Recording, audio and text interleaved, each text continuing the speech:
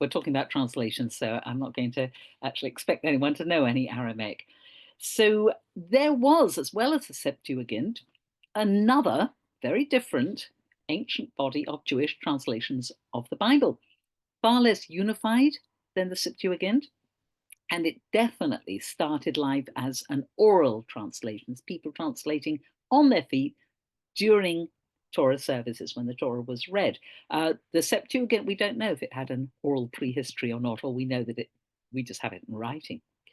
But the Targums, the Aramaic translations of the Bible, formed a major part of rabbinic Jewish culture and life, and they're still used, unlike the Septuagint, which is not really used anymore by Jews. So again, we need to think about the community that produced these translations and why they needed to produce them. And there we have to go back even earlier than Septuagint to when the Jews were exiled to Babylon in 586 BCE after the Babylonians invaded, destroyed the temple, destroyed Jerusalem, and exiled a very large proportion, but not all, of the population, particularly anyone who was in a city, the aristocracy, talented craftsmen. I imagine people in small village areas ran up to the mountains and escaped, but most, or certainly a huge proportion of the population was exiled. And they stayed there for the next 50 plus years. And by the time they came back, they weren't speaking Hebrew anymore as a daily language. They were speaking Aramaic, which was one of the three official languages of the Babylonian Empire. The other two, if you're interested, were Old Persian and Elamite. But the Jews picked up Aramaic, and when they started coming back, the first wave in 539 BCE, when the Persians took over the Babylonian Empire, and then a second wave in about 480 BCE under Ezra and Nehemiah, they were Aramaic speaking. So it wasn't such a huge switch, because Aramaic, as you may know, is pretty close to Hebrew. It shares a lot of the same vocabulary. It has a similar root system. It's also a Semitic language. So it's not a million miles away from Hebrew. However, of course, if you don't speak Hebrew and you only speak Aramaic, it's very difficult to understand the Torah. And those of you who have done any Talmud in the original Aramaic will know that even if your Hebrew is pretty good, it's impossible to understand the Talmud without actually learning some Aramaic. It's difficult stuff. So what did this look like originally? We seem to have a little biblical record that may actually give us some clues. And this is from the book of Nehemiah, a book that many of us don't read a lot. I'm just going to go down to the English here, but the Hebrew is there on the handout if you want to download the handout. And we have this account of a public Torah reading. So on the first day of the 7th month, Ezra the priest brought the law before the assembly, which was made up of men and women and all who were able to understand. That's probably a reference to older children. He read it aloud from daybreak till noon, quite a long time, as he faced the square before the water gate, in the presence of the men, women, and others who could understand. And all the people listened attentively to the book of the law. Ezra the scribe stood on a high wooden platform built for the occasion, which is the origin of our bima. Ezra opened the book. All the people could see him because he was standing above them. And as he opened it, the people all stood up. This sounds very like Hagbah, which is still done in many Sephardi communities before the read, not after, as for the Ashkenazi. Ezra praised the Lord, the great God, and all the people lifted their hands and responded, Amen, Amen. Then they bowed down and worshipped the Lord with their faces to the ground. The Levites, I'll skip the names, instructed the people in the law while the people were standing there. They read from the book of the law of God, making it clear, the word is meforash, and giving the meaning so the people could understand what was being read. And this seems to be some sort of translation. The Levites are explaining the book of the Torah to the people in a way they can understand, and that implies they are translating it into Aramaic. Otherwise, how are they going to understand? This is definitely the way the Jerusalem Talmud understands this passage, as some sort of oral translation. If we look at the Jerusalem Talmud, it inquires, what is the scriptural basis for the Targum? Where do we find that we have permission to do such a thing? Rabbi Zera said in the name of Rav Hananel, and they read from the book of the law of God. This is the quote from Nehemiah we just looked at. This refers to scripture, reading the Torah aloud. Making it clear, mufurash, this refers to the Targum. And giving the meaning, this refers to the accents. I don't think it means the Targumim as we have them now, which are later in Masoretic. It may mean something more like the reasons behind commandments, we're not sure. So the people could understand what was being read. This refers to it says Masoret, traditional text, not quite clear what Masoret means in this context. Some say it means the decisions, that would be legal decisions of the Torah. Others, the beginnings of the verses. So the bit we're interested in is the Jerusalem Talmud's idea that this word Meforash does indeed mean an Aramaic oral translation, which is the basis of the later written Targums. So if so, we do have some evidence for it being very, very early and very, very oral and not written at all at this stage. And what about manuscripts? Because we've talked about manuscripts before, and we do have some very early Targum manuscripts among the Dead Sea Scrolls. We have a Targum for the book of Eov and a Targum for, or part of it, for the book of Vayikra. So clearly some of them were being committed back to writing at an early stage. And the range of dates for the Dead Sea Scrolls goes from about 250 BCE down to about 70 CE. So it's quite possible that maybe in the 3rd century we actually have some written Targums. Maybe not all of them, maybe just some, but that's an interesting idea. They are early on being committed to writing. By the time of the Mishnah, several hundred years later, around about 200, and presumably before, the Targum was being recited from memory by a special official, the Targuman, the translator, and it was being done at every Torah reading in a shul. The Targuman was a part of the furniture. He stood next to the reader, and as we'll see, he translated as the reader read, or there were little spaces and then he would translate in them. And there were rules about this. By this stage, it's a well-known practice. So let's have a look at the Mishnah and Megillah, which describes this and gives the rules. The reader of the Torah may not read less than 3 verses. In other words, one aliyah cannot consist of less than 3 verses of Torah, which is still our practice. He may not read to the Maturgaman more than 1 verse, and in the prophets, in the Haftorah, 3. In other words, for each pasuk, each verse, the Torah reader has to stop, the Maturgaman does his translation, then the Torah reader can start again. When they're doing the Haftorah, the laner can actually read 3 verses, 3 pasukim from the passage, then he stops, and the Maturgaman translates those 3 verses, and then the reader does it again. And then there's some other bits and pieces. They may skip in the prophets, they may not skip in the Torah. This refers to the fact that Haftorahs sometimes are made of non-consecutive passages from whichever prophet it's from. But interestingly, how much may he skip? Until the Maturgaman will stop. So if you're reading along and thinking, I don't want to read all of this, you can do this until the Maturgaman finishes translating the previous 3 verses, and wherever you've got to in your perusal of the text, you can skip that far, but no further. So the Maturgaman is clearly built into the whole proceedings. He's nothing unusual, and there are rules about him. And at this stage, clearly it's an oral translation. He's not reading out of a book. He's translating as he goes along. He may have memorized the translation by this stage because they've obviously been doing it for quite a while. Not everything was translated, and the Mishnah also has opinions on that. The incident of Reuven is read in Hebrew, but not translated into Aramaic. You might remember this is a little controversial. In Bereshit, Reuven is described as disarranging his father's bed. There are different interpretations of what that means. Some of them a little embarrassing, perhaps, so that was not translated into Aramaic. The incident of Tamar is read and is translated. Another story from Bereshit where Tamar becomes pregnant by her father-in-law. That was okay. You could say that one in Aramaic. The first account of the golden calf is read and translated. The second is read but not translated. We don't want to harp on this unfortunate incident. Once is enough. We don't want to translate it twice. The Kohanim's blessing, the incident of David and Amnon, that's in the prophets, are neither read nor translated. There are some things we don't read. Interestingly, we do read the Kohanim's blessing these days in Torah reading. They don't read a Haftorah in the chariot. That's Ezekiel chapter 1. Luckily, Rabbi Yehuda permits, because that is the Haftorah for Shavuot. Rabbi Eliezer says they don't read as a Haftorah a passage that starts "Calls Jerusalem to know." So there were a certain amount of rules. Things were still somewhat fluid. You had to be told, don't try this and don't try that, because of course no books with the exact Haftorahs in. But clearly, translating orally into Aramaic is part of the scenery. Nobody thinks that it shouldn't be done. It's just regular.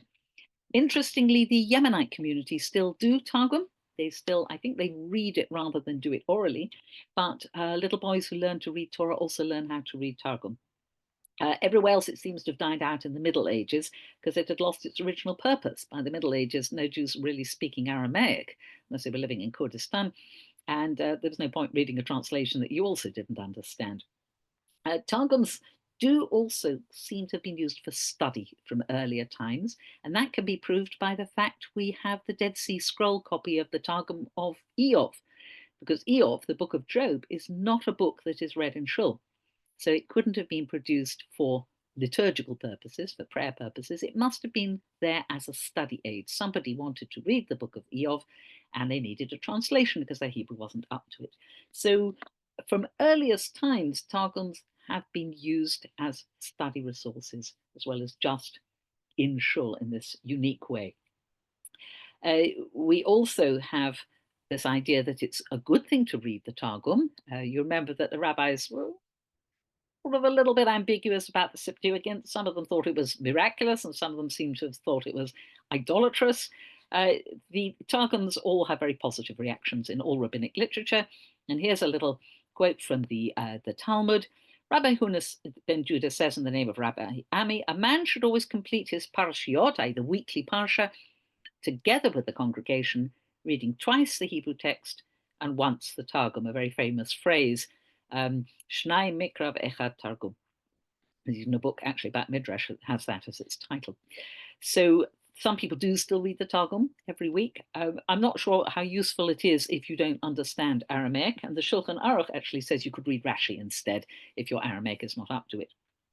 So we're not very clear on when the Targum were first written down, apart from those two examples we have from the Dead Sea Scrolls. And they were never standardized. This also makes it a little bit more complicated than the Septuagint. We only have one version of the Septuagint, and that's it. But we have many Targums. They have different names. They cover different books of the Bible, and we'll discuss them in a moment. But they all seem to have started off in the land of Israel. Some of them were edited or changed a bit in Bavel, in Babylonia. This is quite likely because Jewish, what's called Jewish Palestinian Aramaic, is not the same as Jewish Babylonian Aramaic. They are two slightly different dialects. So probably they were modified in Babylon to make them more suitable to the local dialect so that they were clearer.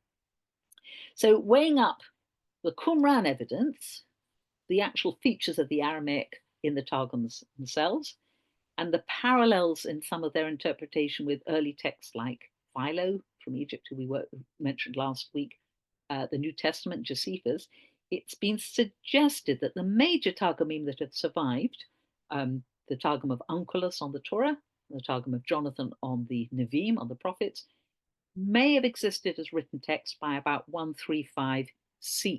That would be end of the Bar Kokhba revolt. So we may have had copies of Targums written down already at that stage. Now, because they weren't holy and sacred texts in the way that the Torah was and the books of the prophets, they could be messed around a bit. They could be changed. They could be corrected or improved. And there was nothing to stop scribes or scholars tinkering with them a bit. And that would have gone on happening probably throughout their history. So our manuscripts of Targums, our early manuscripts, don't always match. And there are distinct, different Targums. Like the different books of the Septuagint, different Targumim varied in how closely they actually stuck to the original biblical text. And in general, all Targumim do add some material and do alter some material, but some are more restrained, like Targum Onkelos, and others contain very large amounts of material that have absolutely nothing to do with the Bible at all, like Targum Neophiti, for instance. But much of the additional material has motifs and themes and stories and ideas that we know from the midrash. So it's all one thought world of early rabbinic literature. Targums, midrash, Mishnah, they're all feeding into each other, or they all reflect a world where people are thinking about the Bible in very, very similar ways. So I've been talking them as Targum. I haven't actually explained what Targum means. It does mean translation, but I would be very reluctant to call a Targum a translation in the modern sense, because these days we do tend to expect a translation to reflect its original fairly closely. And this seems to be more a sort of work that combines what we would call translation with a certain degree of interpretation, which is why Targum is the best way to describe it rather than translation, perhaps. And it highlights many of the questions we talked about in the first session of the problems of translations. When do you translate something literally? What if it's a metaphor? We then use the example of Vayicha apo, his nose grew hot, which is usually translated in English, and he became angry. So should you do that? Should you just change it into an equivalent, or should you do it word for word? And again, this problem comes up with the Targums. And very often the Targums will do something that isn't so literal. It depends what it is.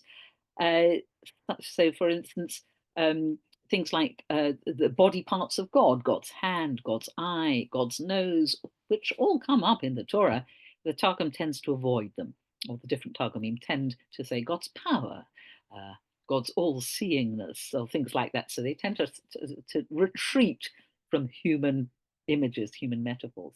And you can see different policies of translation like that within the Targums. They do vary quite a bit. But it's their interpretative side that means that they're still very much alive. And there are people who still read Targum, a lot of people still read Targum. And some of our greatest commentators, like Rashi, made extensive use of Targum. Rashi will particularly use Targum Onkelos on the Torah. He'll quote it a lot, and he refers to it more than 400 times in his own commentary. He sometimes disagrees with it. It wasn't so sacred that that you weren't allowed to disagree. You could do that. But it's his port of first call when he has a problem. When he doesn't understand what the Hebrew says, he looks to see what the Targum says first of all. And sometimes he says, yeah, I think the Targum is absolutely right. It translates it this way. That's probably what it means. Occasionally he says the Targum translates it like this, but I'm not so sure. So he used Targum Onkelos on the Torah, and he used Targum Yonatan on the Nevi'im, which brings us to the question of, so what Targumim exist, which have survived? And this is a more or less complete list of the ones that have survived. We'll just go, we won't do them all in detail. Targum Onkelos only covers the Torah, started off in Eretz Israel, was edited in Babylon, generally tends to the literal side of translation. Targum Yonatan, only on the Nevi'im, only on the prophets, same route from the land of Israel to Babylonia. Then we have the oddly named Pseudo-Jonathan. Its real name is Targum Yerushalmi. But if you abbreviate that, that's Tav Yud. It's very easy to read that as Targum Yonatan. However, there is no Targum Yonatan on the Torah. So that's why it's called Pseudo-Jonathan. It isn't really Jonathan, it's really Yerushalmi. That comes from the land of Israel and has masses of extra material in it, not a close translation at all. We have Neophiti. I'll tell you more about Neophiti in a moment. Again, just on the Torah.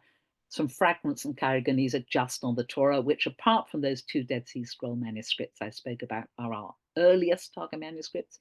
And then there are Targum of varied date and character on the Ketuvim, the writings section of the Bible, except for Ezra, Nehemiah, and Daniel. And I hear you ask, why not Ezra, Nehemiah, and Daniel?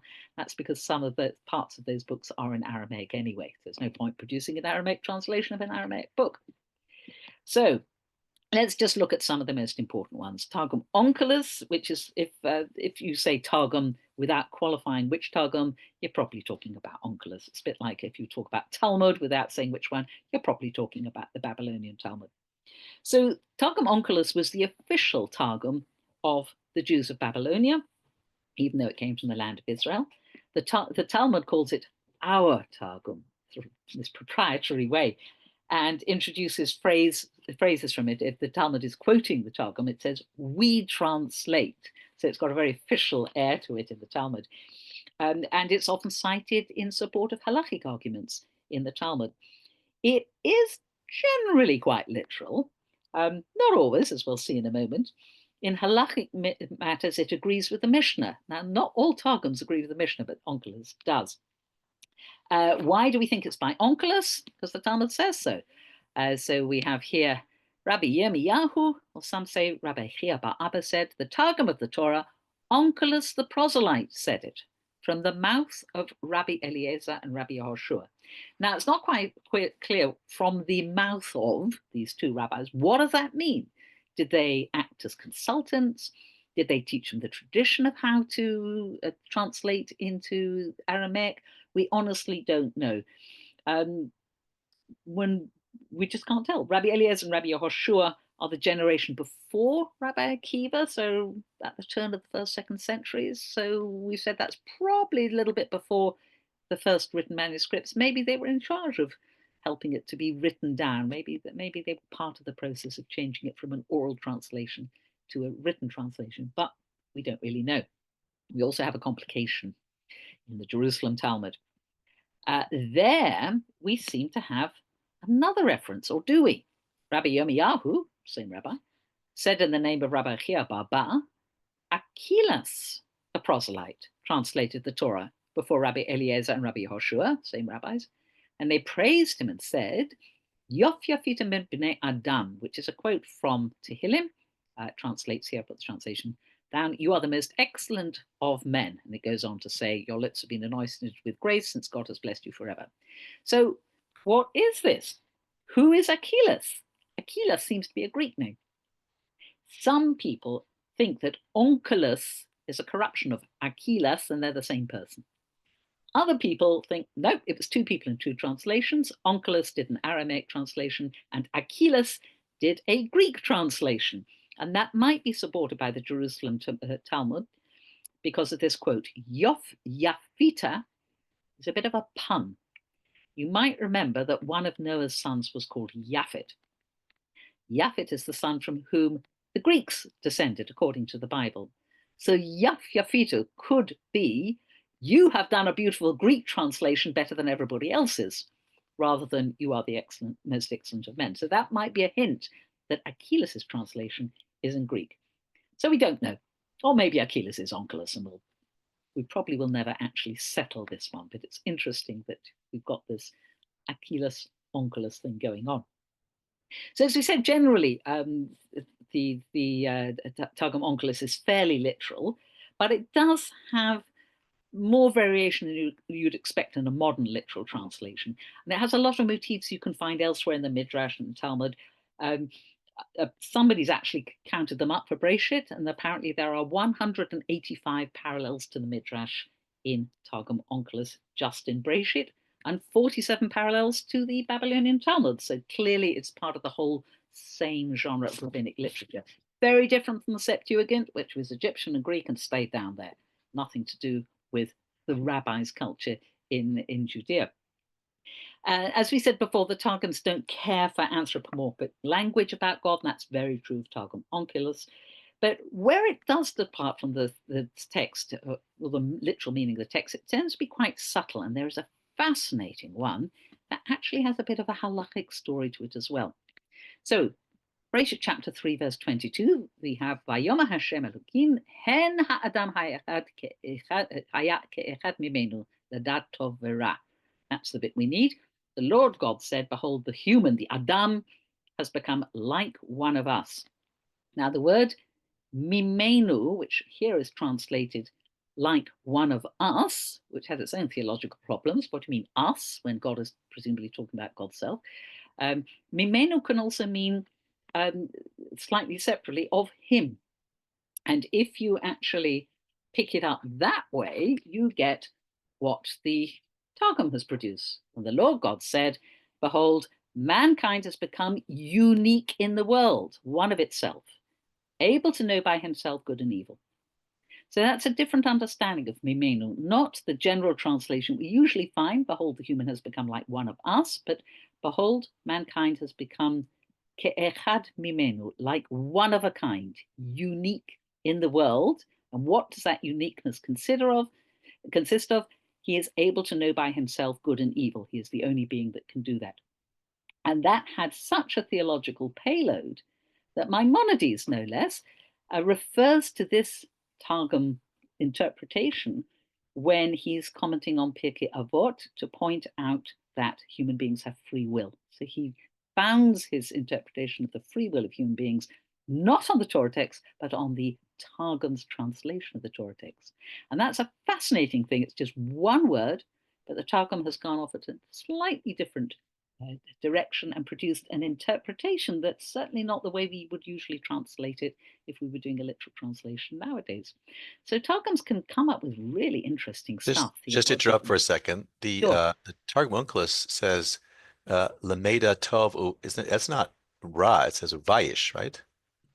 Bish is badness. Is that badness? It's not from Yeah, embarrassment? yeah, Okay. yeah. Yes, Not it's from it's Busha.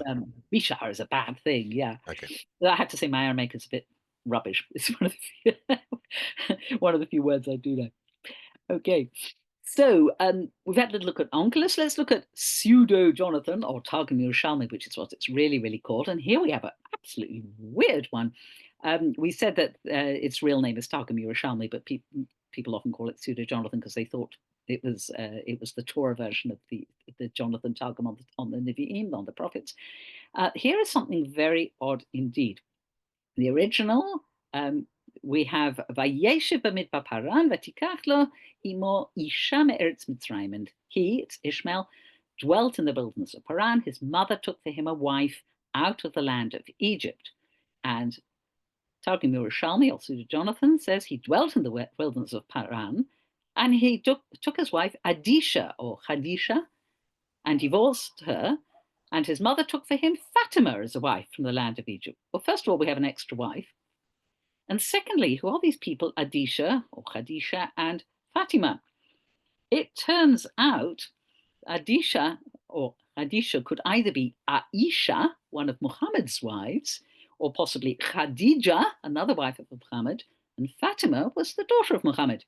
So this might suggest that this is a post-Islamic Targum that has somehow incorporated familiar figures from the Islamic story into the Targum, maybe to underline the fact that Ishmael is regarded as the ancestor of Muslims.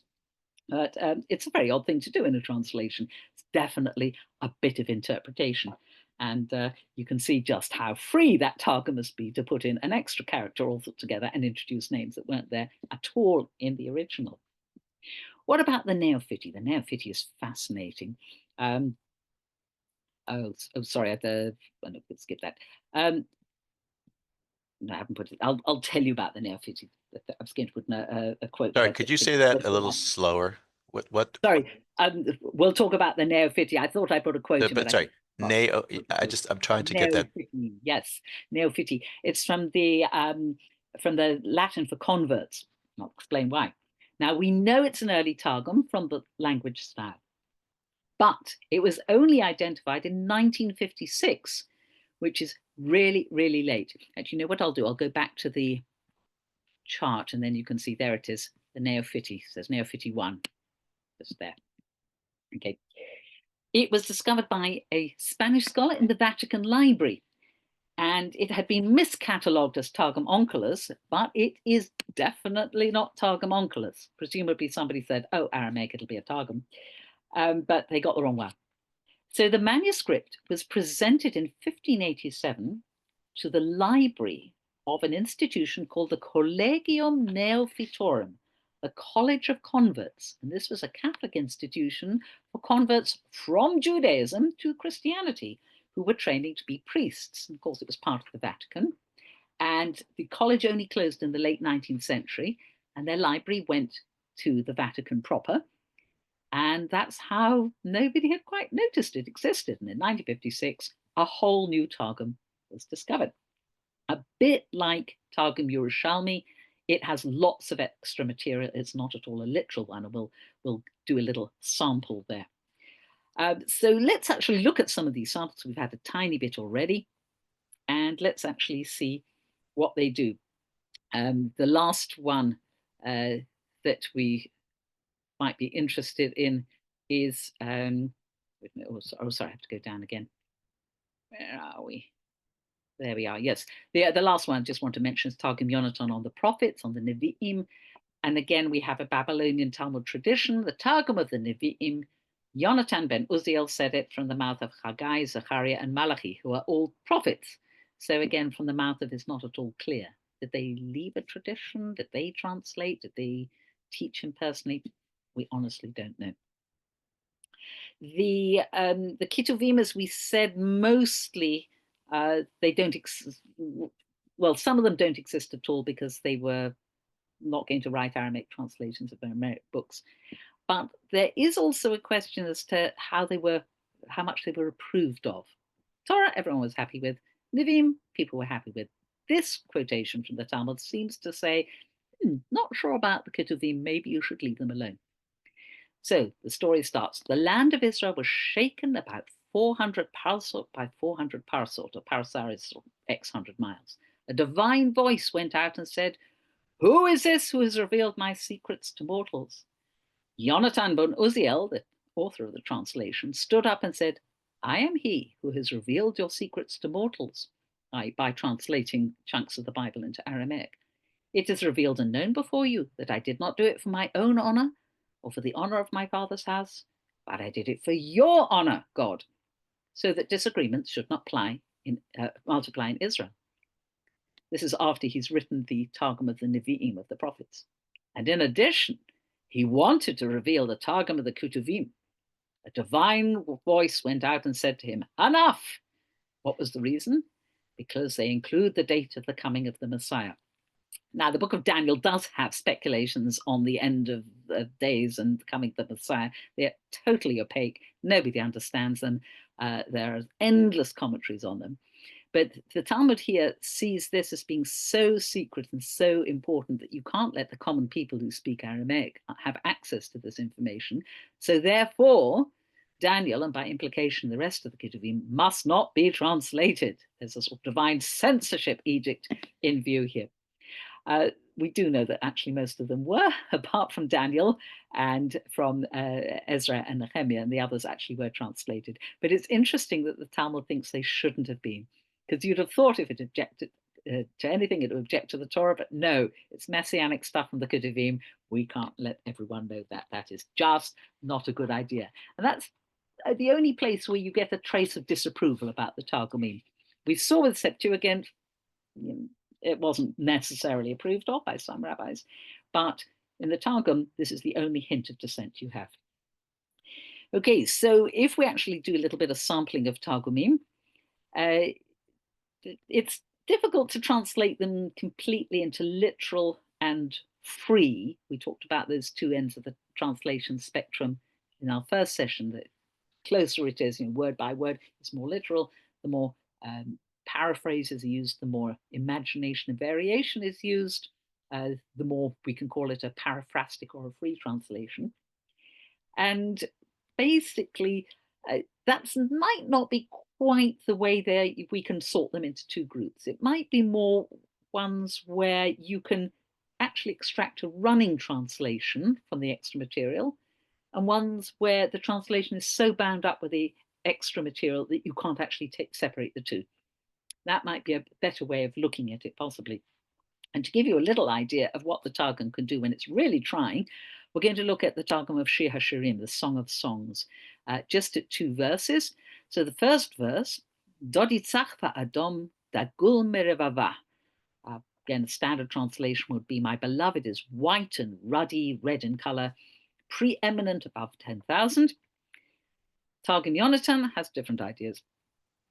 Then began the assembly of Israel to speak of the praise of the Lord of the universe. And thus she said, that God I do desire, who in the day is wrapped in a robe white as snow, and is occupied with the 24 books, the words of the law, and the words of the prophets, and the writings.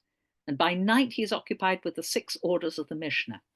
The splendor of the glory of his face shines like fire on account of his great wisdom and powers of argument. He promulgates new decisions every day, and he will disclose them to his people on the great day. And his banner is over 10,000 myriads of angels who minister before him."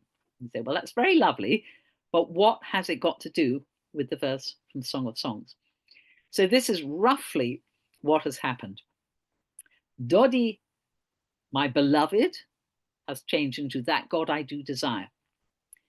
The tzachva adom, the white and ruddy, or the shining, is there in the robe white as snow, and the glory of his face shining like fire. And the last bit, dagul merevava, preeminent above 10,000, that has ended up as his banner, which Dagul is very like the word degel, which means a flag or a banner, is over 10,000 myriads of angels who minister before them. So the elements are there. You've got the original words of Shir HaShirim, but they're almost unrecognizable because they've been submerged in this imagination. And in case you think, well, this is just mad and it's not a translation at all, you need to think about what the midrash does with Song of Songs. And the midrash regards the whole of the Song of Songs, the whole of Shir HaShirim, as a love song between God and the people of Israel upon the occasion of the Jews coming out of Egypt. So the male and the female lover in the song are interpreted as God and Knesset Yisrael, the assembly of the people of Israel. And every line is interpreted very much in this way by expanding it and sort of transporting it into a heavenly realm of God and angels and the people of Israel, seen as one united community in communication with God, whom they love and who loves them back. And this is clearly what's happening here. Shir HaShirim is being treated in exactly the same way in this Targum. And it comes from the same mindset that we see in the Midrash. If we look at the second verse, just see what happens there. Rosho ketem paz, his head is the most fine gold. Kivutzatav taltalim shochorot orev. His locks are curled and black as a raven. Let's see what the Targum can do with that. His head is the law, the Torah, which is more precious than pure gold. And his locks are the interpretation of the words of the law, which are heaped up, that'll be the curled, reasons and precepts. To those who keep them, they are white as snow, but to those who do not keep them, they are black like the face of the raven. And again, all the elements are there, but they've been picked apart and reconstituted into a completely new patchwork that obviously is not a literal translation, to put it very, very mildly indeed, of Shir HaShirim, but comes from the same place that we see in the Midrash, which is probably about the same time as the Targum. So that gives you an idea why the Targums remained as really, really important resources for interpretation, not for translation, but for interpretation by this point. Of course, after a few centuries, nobody was speaking Aramaic anymore. Jews had moved on to different languages, but the interpretations that the Targums offer remained interesting to people. And I thought we'd end up with looking at 3 Targums on Breshit 1 to 5, since we did look at Breshit 1, 2 in our first session. So, Breshit bara Elokim et hashamayim v'et haaretz. In the beginning, God created the heavens and the earth. We know this well. Haaretz haita tohu v'vohu. The earth was tohu and vohu, confused, empty. We looked at different translations of that. V'choshech apnei tehom, and there was darkness over the face of the deep, the abyss. V'ruach Elokim, and here we had breath of God, wind of God, spirit of God. Merachefet al pnei hamayim, fluttered over the face of the waters, breathed, rested upon. Vayom Elokim yihi or vayhi or. And God said, let there be light, and there was light. Easiest verse to translate.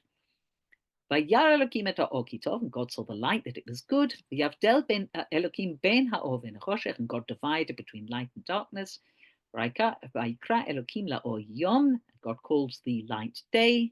V'lachoshech kara laila, and the darkness he called night. Vayere vayboker yom echad, and it was morning and evening and morning, one day. Okay, Targum Onkelos, the most literal. In antiquity, the Lord created the heavens and the earth.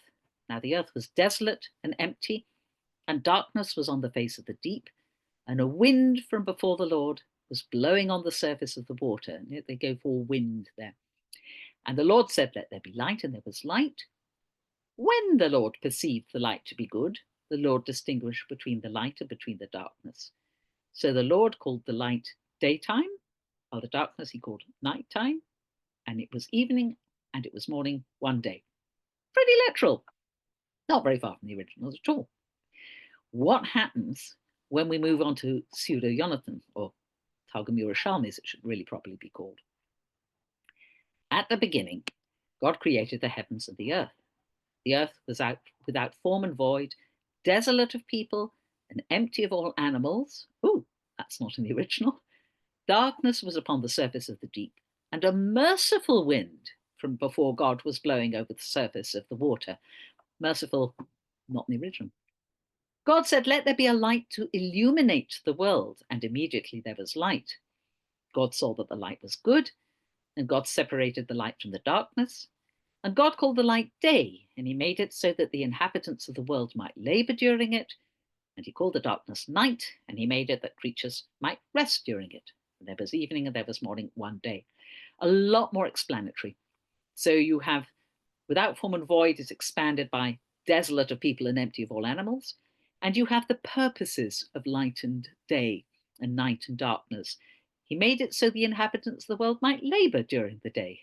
And in the night, he made it that the creatures might rest to it. So again, it's sort of explanatory expansions, you could say. Not literal at all. And what about Neophyte, our latest discovered one? Okay, here I need to tell you about the memra. Memra means word. It's like logos in Greek. And as part of its anti-anthropomorphizing of God, part of this project not to see God like a large human, the word of God is often seen as the agent who actually does the creating.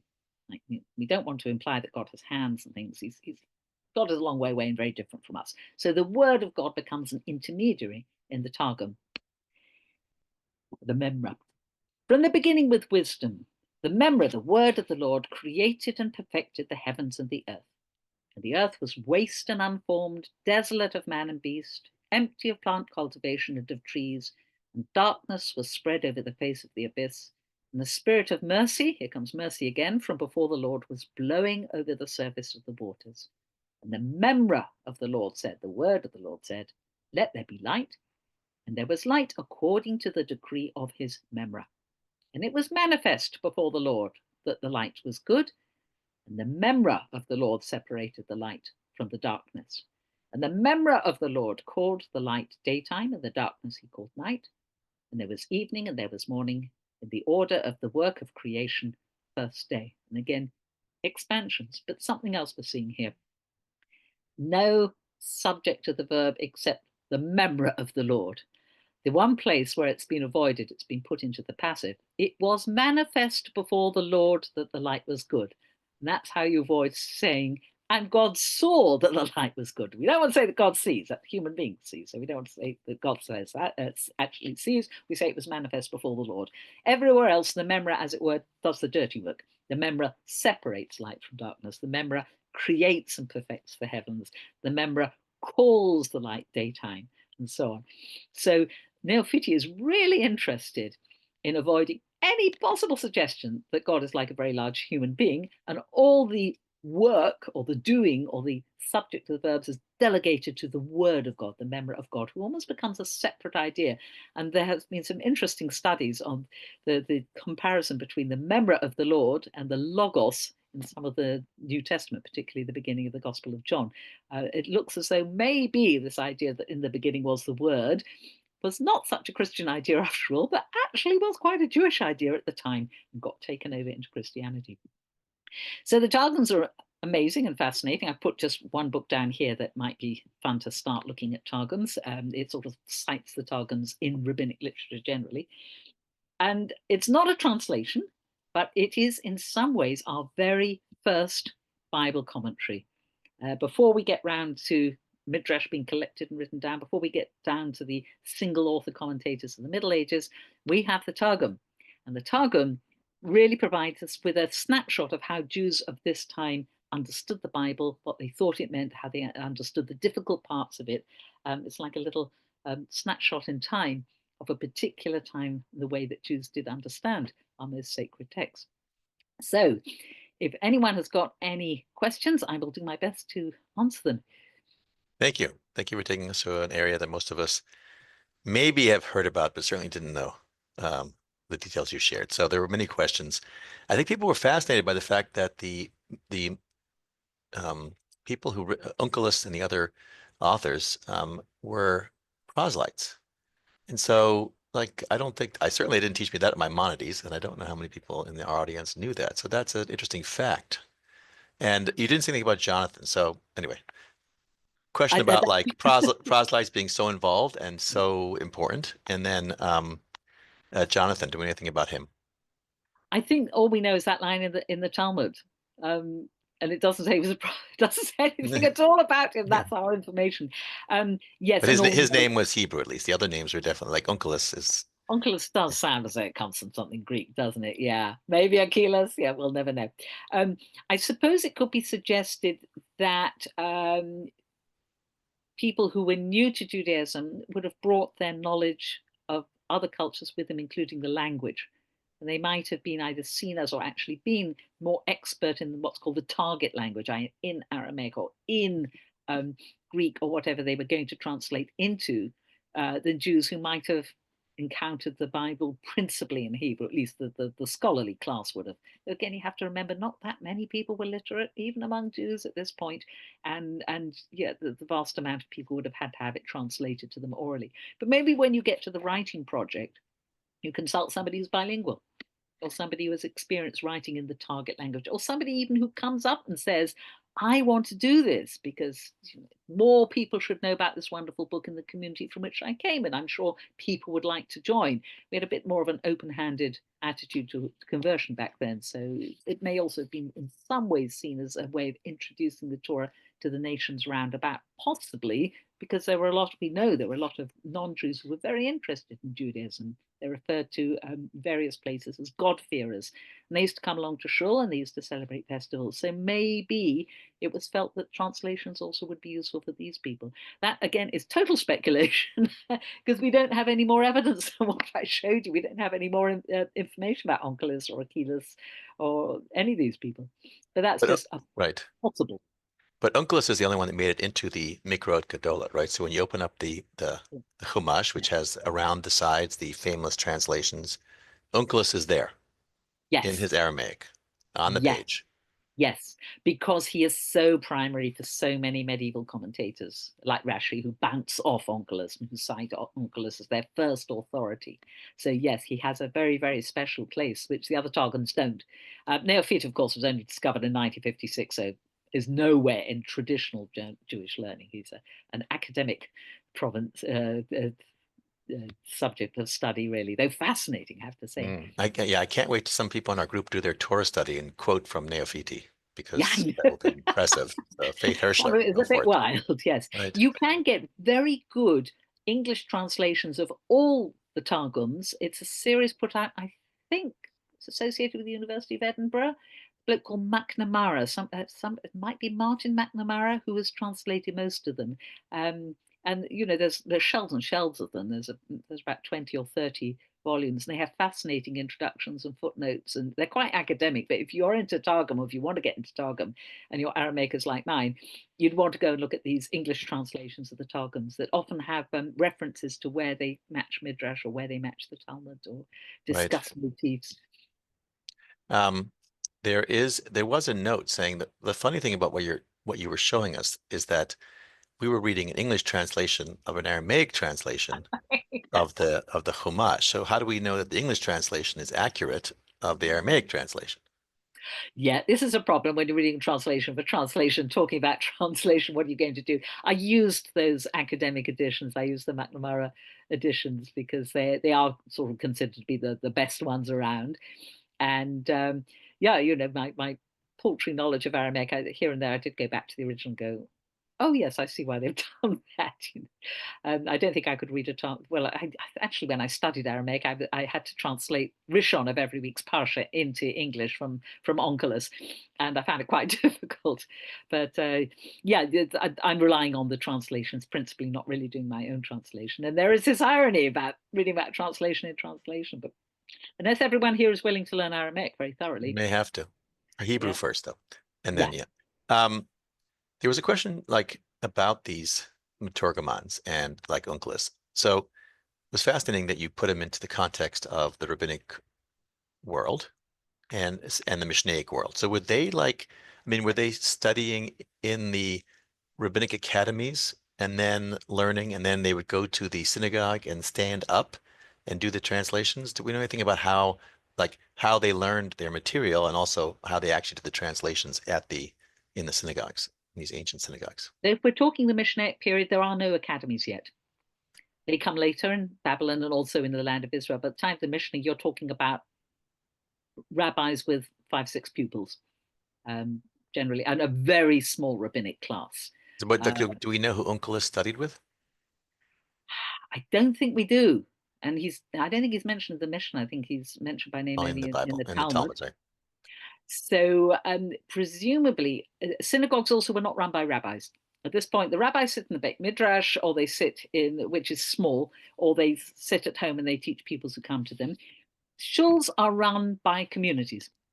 They don't have rabbis. Rabbis are the scholars. They don't necessarily. They might turn up at shul. They might not. And they don't have much say in what happens in shul. So because people are speaking Aramaic, you choose the local person who can manage Hebrew and Aramaic, or perhaps was taught, memorized a translation, maybe from dad, maybe from an uncle. And we think that's probably what they were doing. They were doing a sort of semi-formal translation. At the very beginning, it would have been just anybody at all, pre-rabbinic times. It would have been anyone at all who could manage to translate at all. Then it became perhaps a more formalized thing, and maybe people did practice with people who specialized in translation. Maybe they semi-memorized it from family members. We don't know because we don't have any details, but it was clearly quite separate from the rabbis, the actual tradition of reading the Targum in shul.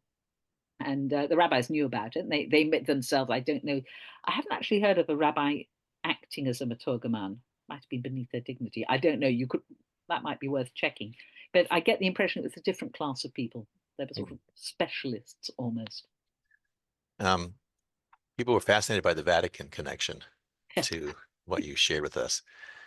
I'm not sure many people knew about that before today. Yes. So, anything else like that that's discovered in the Vatican that was kind of unique that came out of this, like, yeah, Um, this I'm sure library? there were. I don't know. But I'm absolutely sure there were manuscripts, because what happened was when Jews converted to Christianity, and some of them were scholars, by no means all, but the ones who had previously been rabbis or scholars tended to take their books with them. And for however they were persuaded to retrain as priests, obviously, as priests, they were not going to marry and have families. So they deposited their manuscripts when they entered the college. They left their manuscripts with the library. So it had a very good library. I don't know how many people actually passed through. I would think a few hundreds, but not more than that. But they did end up with this wonderful, wonderful library of 16th century and earlier, probably Hebrew manuscripts, and that sort of got added to down to the 19th century. I think probably in later years there were very few people in it. And then when it got amalgamated with the Vatican Library properly, of course, it took them a while to catalogue everything. And then it took scholars even longer to go through. And as any scholar who works in a library knows, things get miscatalogued all the time. So I am absolutely sure there are other major discoveries from the Neofiti Library. I just don't know about them. I wish somebody would publish a book, go, this is the history of the college and this is all the stuff that came out of their library. It would be fascinating to find. I do know there are 2 Targums, there's Neofiti 1 and Neofiti 2, but that's all I know, I'm afraid. Yeah. If Thank you anyone's for, going to the Vatican, right. ask the librarians. Well, when CSP goes we'll do that in 2 years when we Yes, go with yes, Mark Michael Epstein to the Vatican. Well, thank you so much for taking us into this world of Targum. And you and I were talking about coming back to do a series about books that we don't know about. Anything you want to share yes. about that potential series that people should look for Might in be August? doing a little bit of Philo. I've forgotten which other ones you chose. Was it Maccabees, Maybe. Jubilees, Enoch? A couple of Jubilees, Enoch, yes. yeah, some of these slightly crazy books that were again written by Jews. They're Second Temple period literature.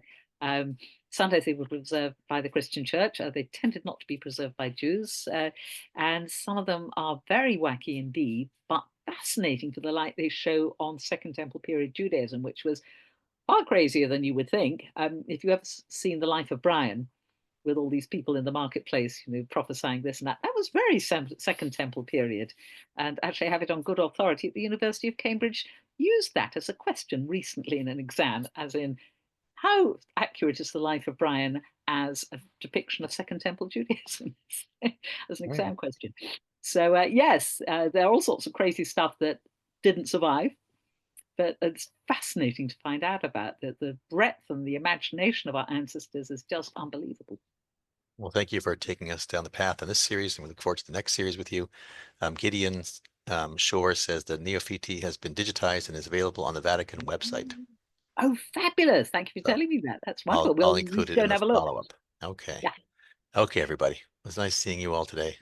Looking forward to what's today? Thursday already? Oh my God. Looking forward to Shabbat. So I Yeah. wish you all a restful Shabbat. If you want to come to Spain, you're willing to go, you email me right away, okay? Um, we have a few spots left we'd like to fill. Other than that, take care. Shabbat shalom. See you Right. on Sunday. Bye bye.